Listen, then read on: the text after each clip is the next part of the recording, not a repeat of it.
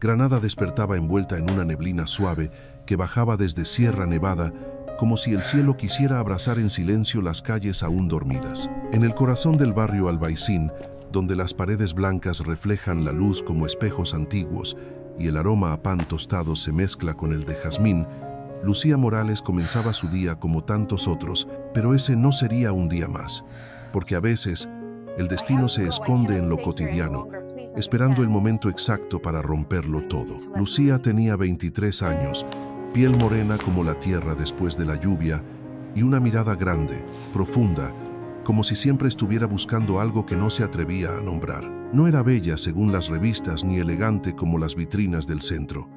Tenía las manos marcadas por el jabón de tantos platos fregados y el cabello sujeto con una pinza gastada. Pero lo que más destacaba en ella era algo que no se podía ver a simple vista, una dignidad silenciosa que ni la pobreza ni la rutina habían logrado doblar. Cada mañana caminaba a pie las 8 calles que separaban su casa del pequeño café donde trabajaba. Saludaba a los vecinos con una sonrisa sincera y cargaba un bolso pequeño donde llevaba el desayuno para su padre, don Joaquín Morales. Él había sido maestro de literatura en un instituto público hasta que el corazón le empezó a fallar y las medicinas se volvieron más importantes que los libros. Vivían juntos en un piso alquilado con humedad en las paredes y ventanas, sin cortinas pero lleno de versos escritos en papeles sueltos y esperanza colgada de un hilo. Lucía entró al café a las 7 en punto, como cada día saludó al cocinero, y empezó a colocar las tazas sobre las mesas con precisión. Conocía a cada cliente habitual y sabía que el señor Torres siempre pedía café solo sin azúcar, que la señora Antonia prefería leche templada y que nadie, pero nadie hablaba mientras no hubiera probado el primer sorbo. Pero esa mañana algo cambió.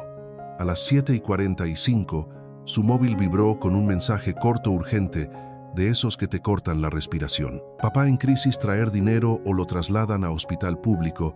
Necesitamos cirugía urgente hoy. Las palabras parecían golpes fríos que se repetían en su pecho. Don Joaquín, su padre, su mundo, el único amor que le quedaba, necesitaba ser operado de inmediato y ella no tenía cómo pagar. Sintió que las piernas le temblaban, pero no soltó la bandeja que llevaba. Respiró hondo, apretó los dientes y siguió sirviendo como si nada. Nadie notó su angustia, nadie se fijó en sus manos temblorosas, nadie excepto uno.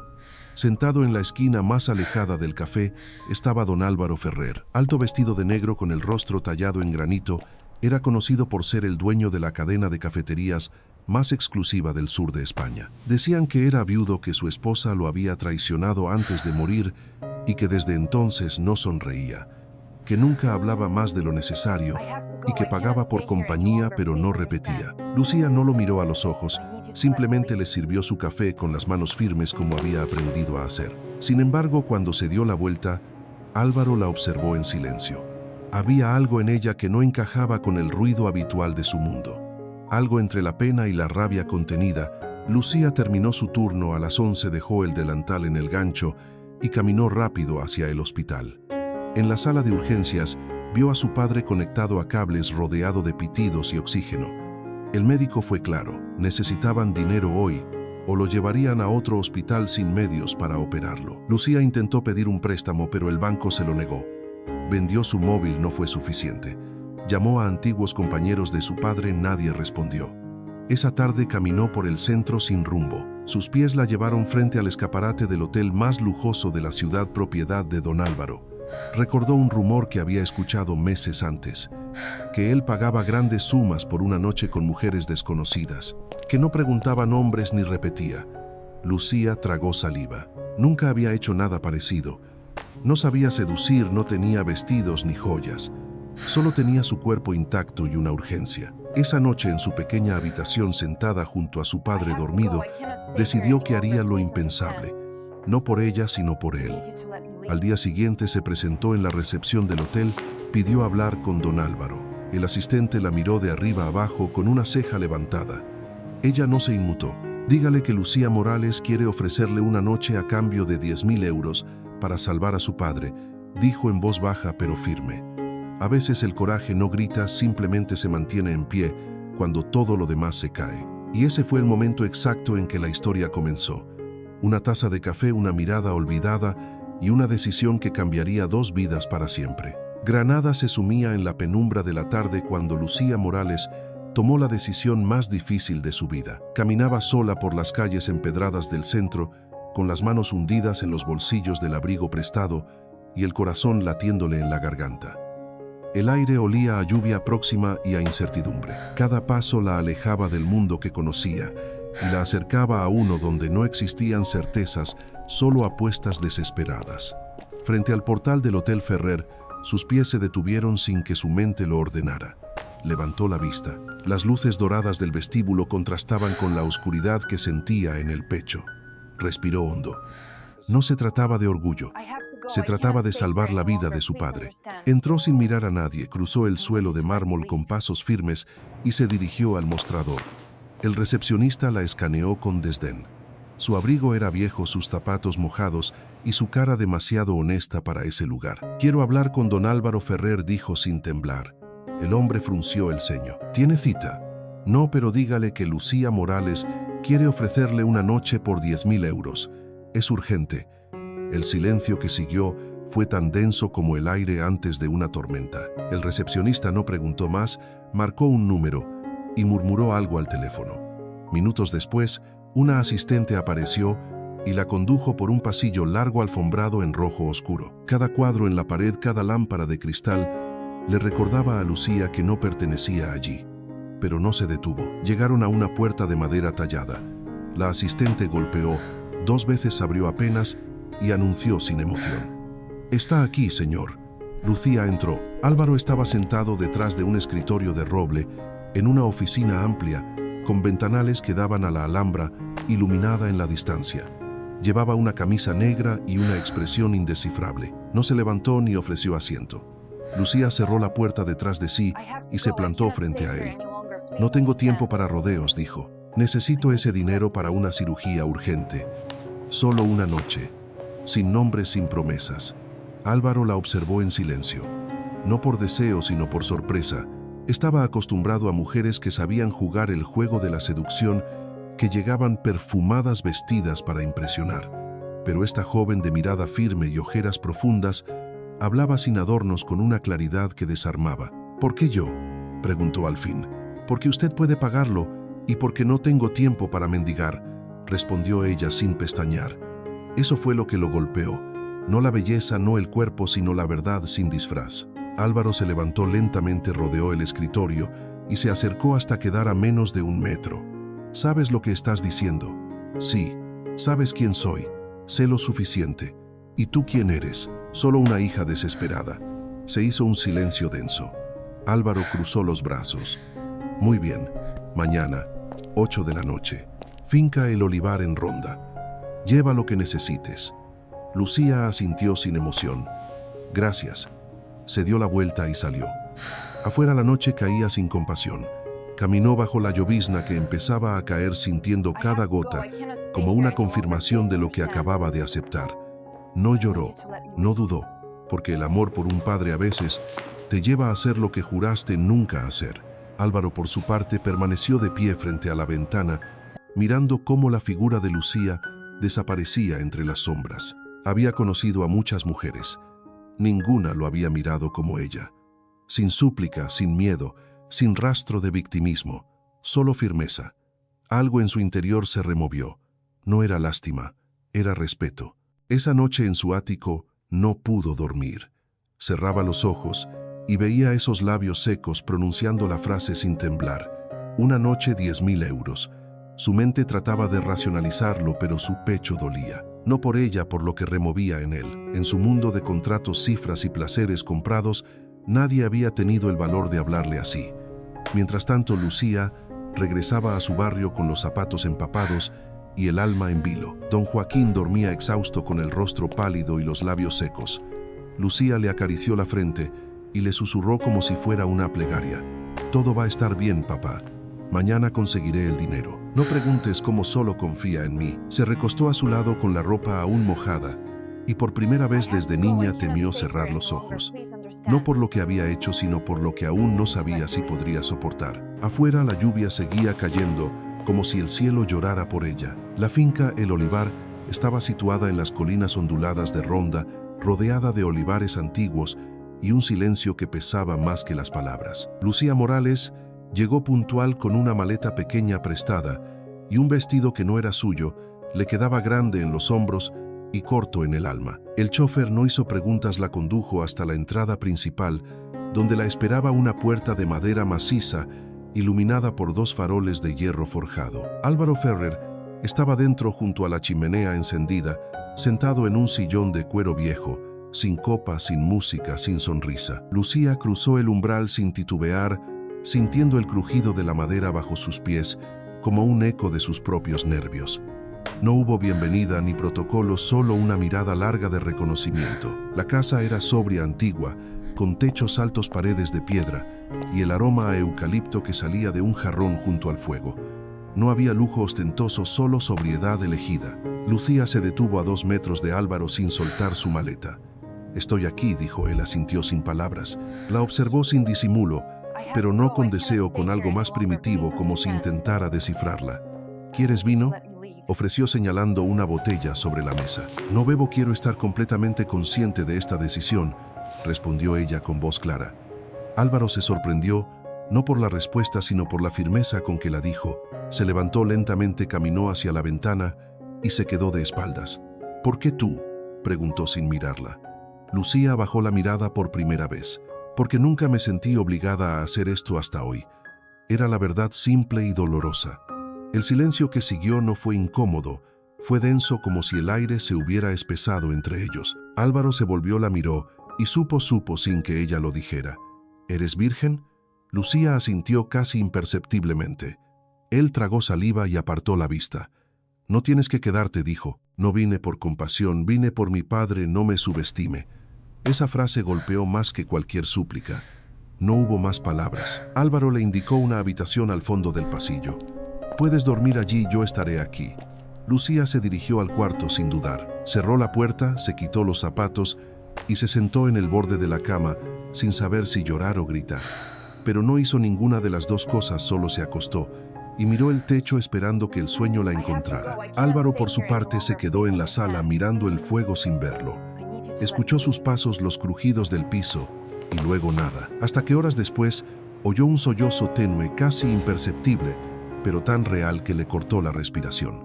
No fue un llanto escandaloso, fue el gemido ahogado de alguien que se rompe en silencio. Él cerró los ojos, apoyó la frente en la pared y se quedó así hasta que el sonido cesó. Esa noche no hubo caricias, ni piel, ni promesas. Dormieron en habitaciones separadas, pero compartieron algo más íntimo que el cuerpo, la certeza de haber tocado una herida sin abrirla. Al amanecer, Lucía ya estaba despierta, vestida y con la maleta lista. Caminó hasta el salón donde Álvaro dormía en el sofá con la chaqueta como manta. Él se incorporó al verla. «Aquí está», dijo, entregándole un sobre. Lucía lo tomó sin abrirlo. «Gracias por no tocarme», dijo con suavidad. Álvaro la miró como si por primera vez viera belleza en un gesto y no en una forma. Ella se dio la vuelta, abrió la puerta y salió. Afuera el cielo aún estaba gris, pero no llovía. Caminó hasta la carretera con el sobre apretado contra el pecho, como si fuera un corazón prestado, uno que no latía por amor, sino por necesidad. Álvaro la siguió con la mirada desde la ventana hasta que desapareció entre los árboles. No sabía por qué no la había tocado, solo sabía que no podía. En su mundo de mujeres compradas, Lucía era una anomalía, una herida abierta, una flor que crecía entre piedras. Esa mañana el fuego de la chimenea seguía ardiendo, pero él sentía frío por dentro, y por primera vez en muchos años no se sintió dueño de nada, ni siquiera de sí mismo. Granada despertaba con un sol tímido colándose entre los tejados cuando Lucía Morales regresó al Hospital Virgen de las Nieves con el sobre apretado contra el pecho. Cada paso era más pesado que el anterior, como si su cuerpo supiera lo que su mente aún no se atrevía a pensar. Entregó el dinero en la recepción sin explicar nada. El funcionario no hizo preguntas, solo le indicó que la cirugía sería programada para el día siguiente. Don Joaquín dormía tranquilo, sin saber que su hija había cruzado una línea invisible la noche anterior, una línea que, aunque no la manchó, la había cambiado.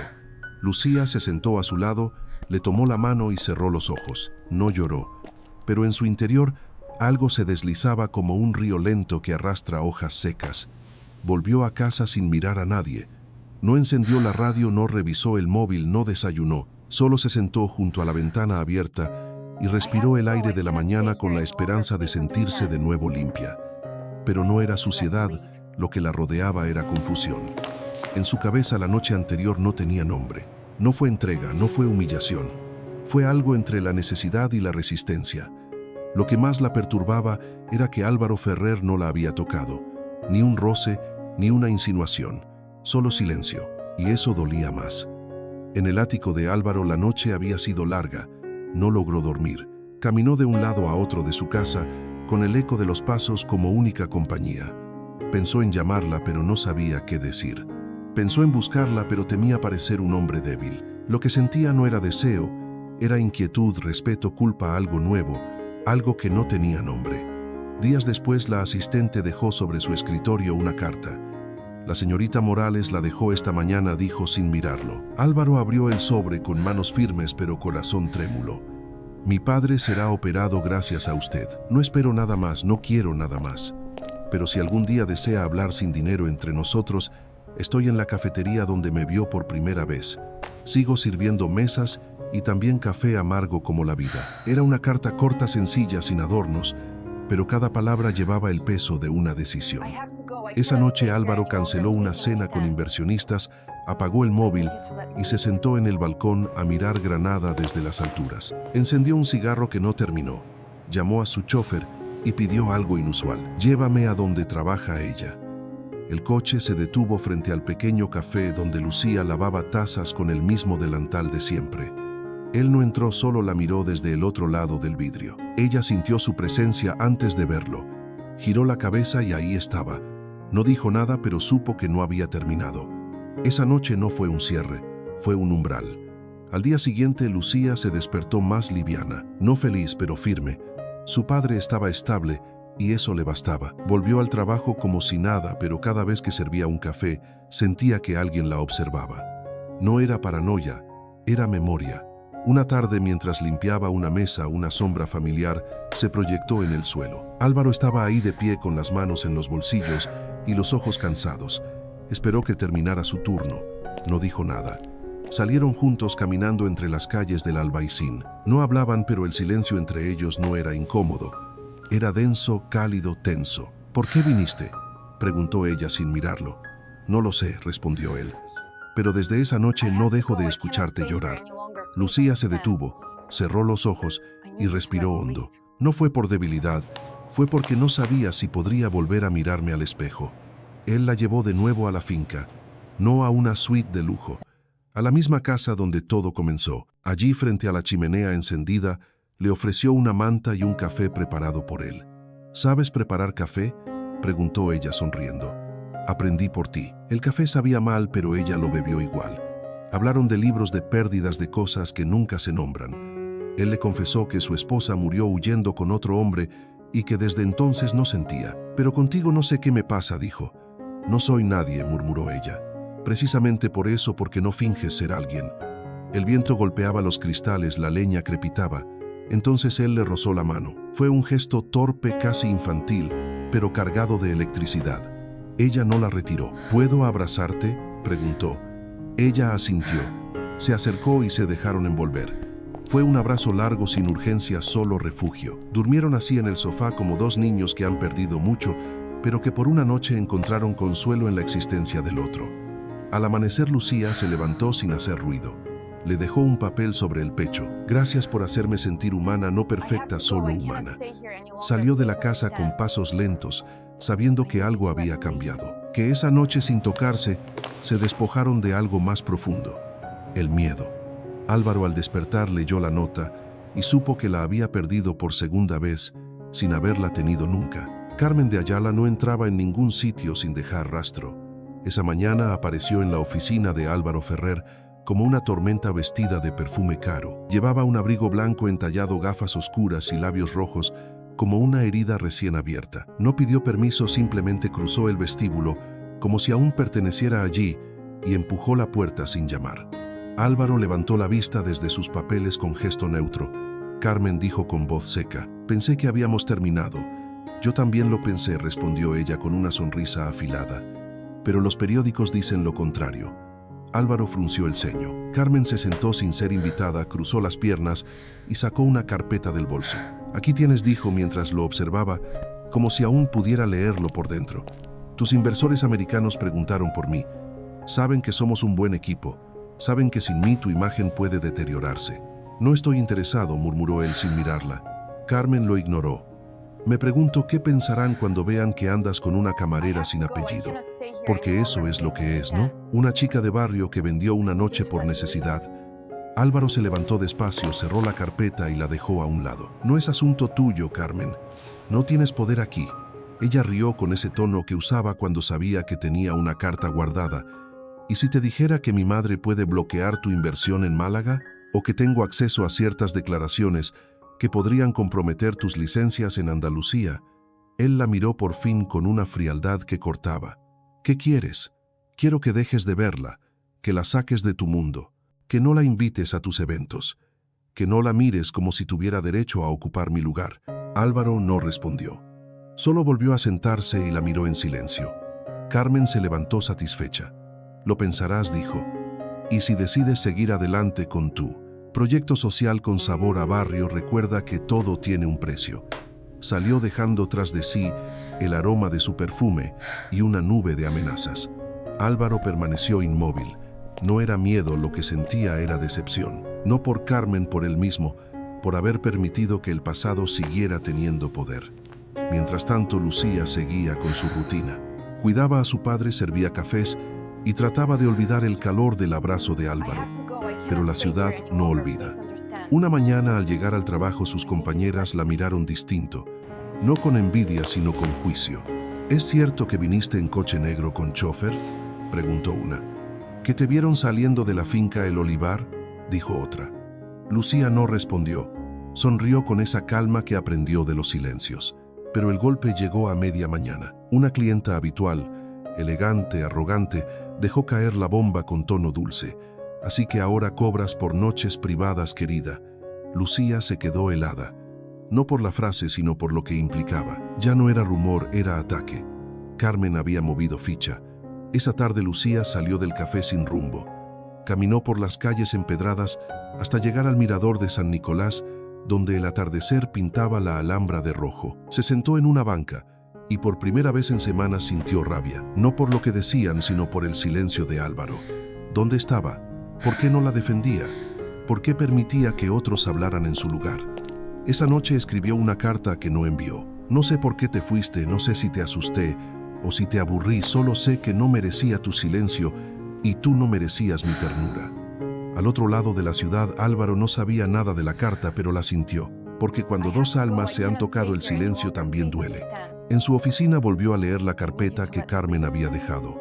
Cerró los ojos y se preguntó en qué momento dejó que el miedo decidiera por él.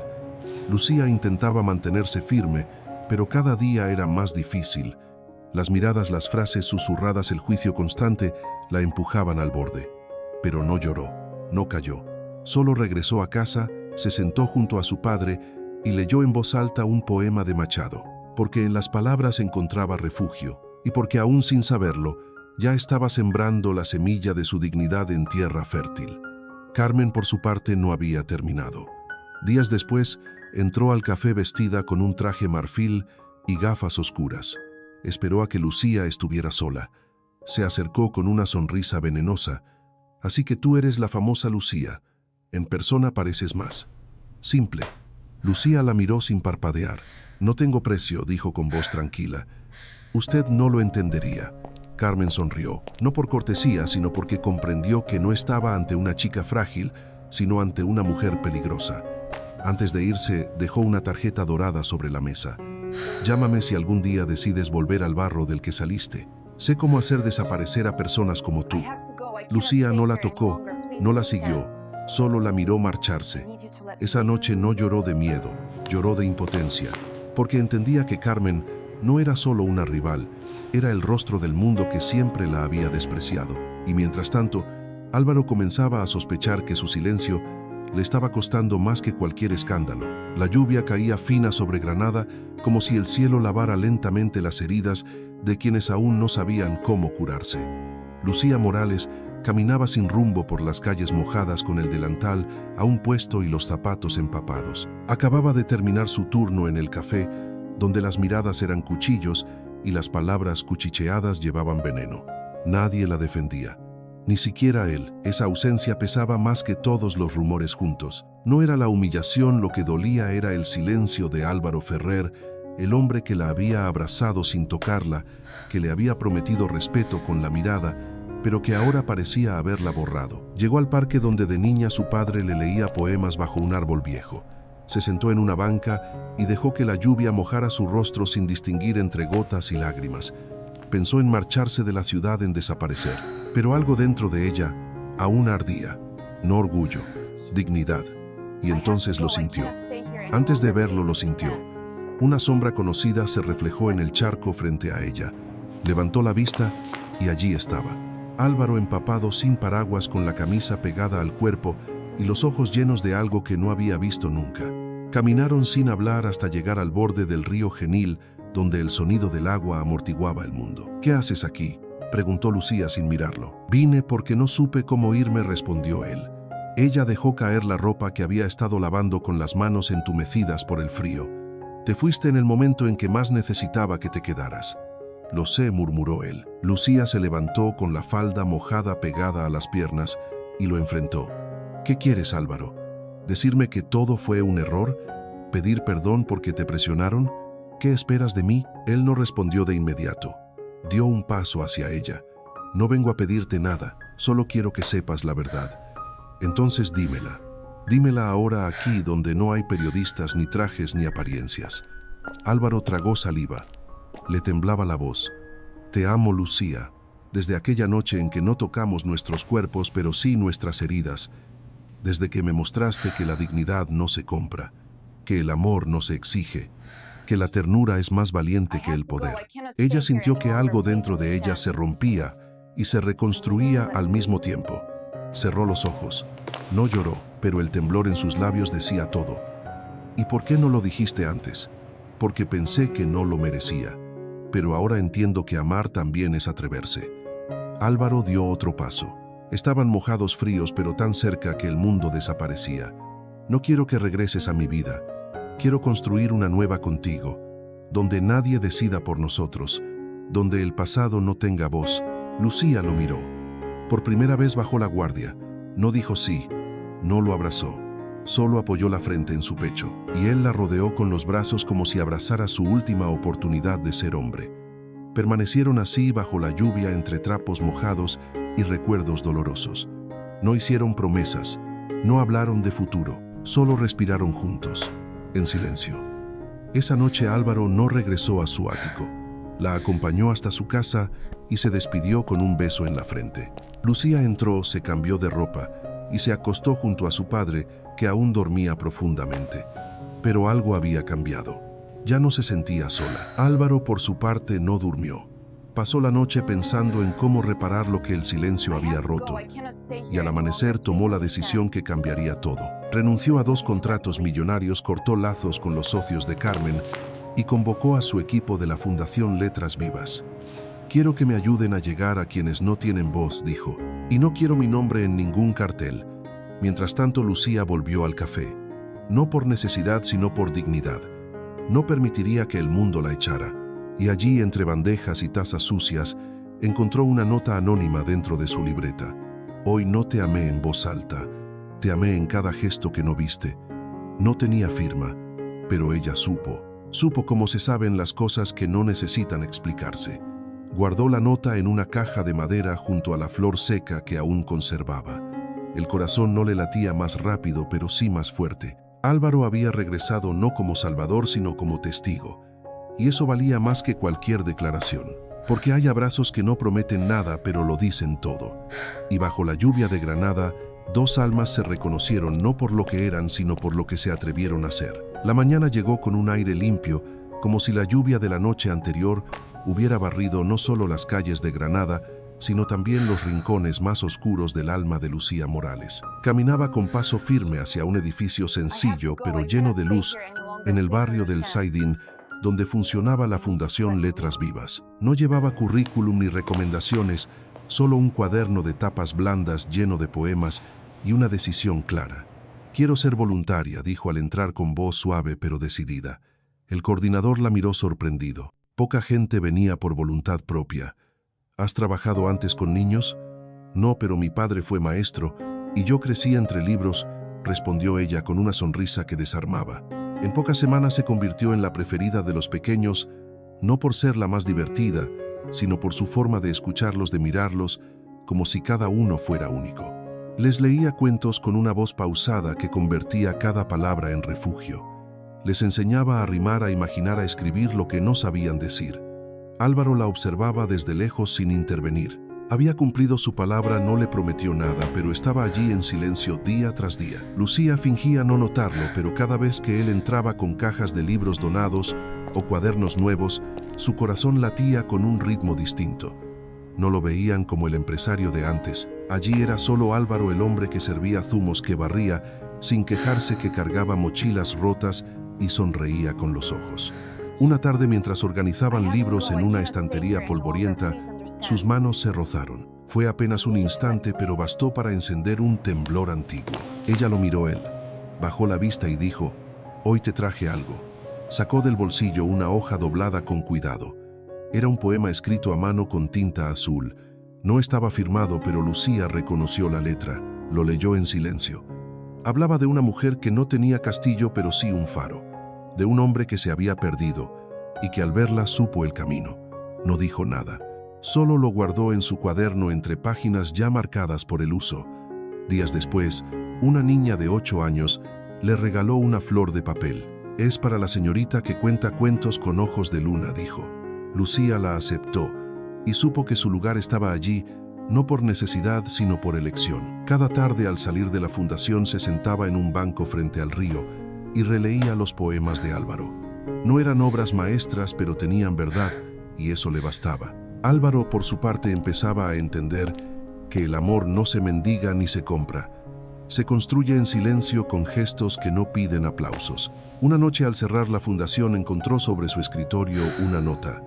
«Me haces sentir valiente. No porque me salves, sino porque me miras sin juzgar. Lucía». No había firma, pero no era necesario. A la semana siguiente, organizaron juntos una actividad en una aldea cercana. Llevaron libros, lápices, cuentos y guitarras. Lucía vestía un vestido blanco sencillo y el cabello suelto al viento. Álvaro no podía dejar de mirarla, pero no dijo nada. Esperó hasta la noche, cuando los niños dormían y el cielo se llenó de estrellas.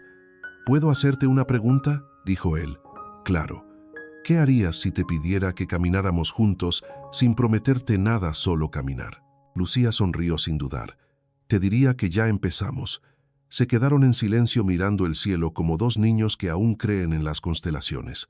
Al regresar a Granada todo parecía igual, pero ellos sabían que no lo era. Ya no eran dos almas heridas buscándose. Eran dos personas construyendo un lenguaje nuevo, sin miedo, sin máscaras.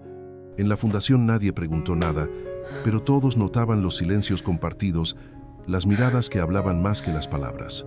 Don Joaquín asistía a algunas actividades, leía cuentos y sonreía como si viera en su hija la versión más plena de sí mismo. Álvaro y él no hablaban mucho, pero se respetaban en ese lenguaje silencioso de los hombres que han sufrido y han decidido no rendirse. Una tarde, Lucía encontró en su mochila una flor prensada entre las páginas de un libro infantil. Era una liseca con un pequeño papel que decía: «No te compré, me compraste tú con tu dignidad». No lloró, pero esa noche durmió con el papel en la mano. No por romanticismo, sino porque entendía que el amor verdadero no es grandilocuente. Se construye con gestos pequeños, con miradas honestas, con silencios compartidos. La Fundación Letras Vivas no cambió el mundo, pero cambió los suyos, y eso ya era suficiente. El día de la inauguración, amaneció claro sobre las colinas de Andalucía. El pequeño pueblo donde se construyó la nueva biblioteca comunitaria estaba vestido de banderines hechos por los niños, y el aire olía a pan recién horneado y tierra mojada. Lucía Morales llegó temprano con un vestido azul sencillo, el cabello recogido en una trenza y los ojos serenos. Saludó a cada vecino como si los conociera de toda la vida, porque de alguna manera los sentía cercanos. Esa biblioteca no era solo un edificio. Era una promesa cumplida, una semilla sembrada en silencio, por quienes decidieron construir en lugar de huir. Don Joaquín la acompañaba apoyado en su bastón, con una sonrisa que no le cabía en el rostro.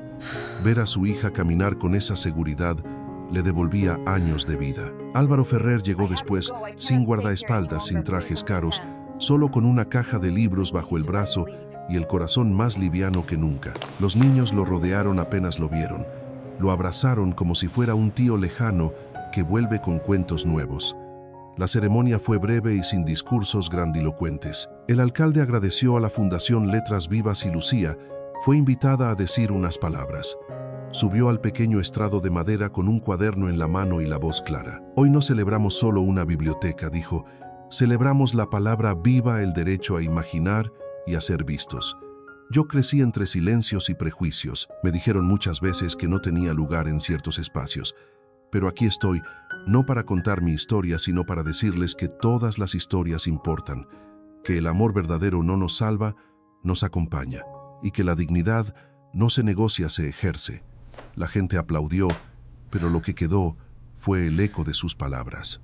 Álvaro la observaba con los ojos brillantes, no de emoción, sino de orgullo. Cuando bajó del estrado, se acercó a ella despacio. No se arrodilló ni sacó un anillo, solo le extendió la mano.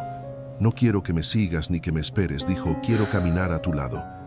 Lucía lo miró largo rato y luego entrelazó sus dedos con los de él. No hubo besos ni fuegos artificiales, solo dos personas que decidieron seguir compartiendo silencios. Más tarde, mientras los niños corrían entre estanterías nuevas y los vecinos hojeaban libros, don Joaquín se sentó en un rincón y cerró los ojos. Escuchaba risas y páginas pasar, y en ese instante supo que podía irse en paz cuando llegara el momento.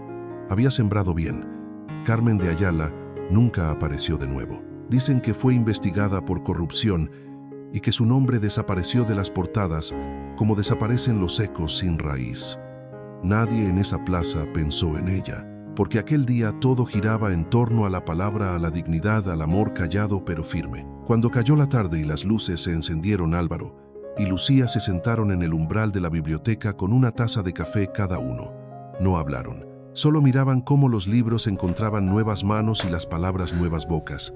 Y así entendieron que a veces las bibliotecas no solo guardan historias, también las curan. Que el amor no necesita títulos, que la familia se elige y que el respeto es el lenguaje más profundo. Aprendieron que no hay final feliz, sino caminos compartidos. Y que a veces lo más valiente que se puede hacer es quedarse cuando todo invita a huir, porque al final lo que nos define no es lo que tenemos, sino cómo tratamos a los demás cuando creemos que nadie nos ve. Esta historia nos recuerda que la verdadera fortaleza está en la ternura, que la dignidad es más poderosa que el dinero y que el amor real no se grita, se vive en voz baja. Y ahora te pregunto a ti, que estás al otro lado de la historia, ¿crees que el amor puede realmente superar las diferencias sociales y los juicios del mundo? ¿Hasta qué punto estarías dispuesto o dispuesta a caminar junto a alguien que viene de un lugar muy distinto al tuyo, sin intentar cambiarlo ni salvarlo, solo acompañarlo? Cuéntamelo en los comentarios, comparte esta historia si te ha tocado el corazón y sobre todo dime, ¿qué aprendiste tú de Lucía y Álvaro?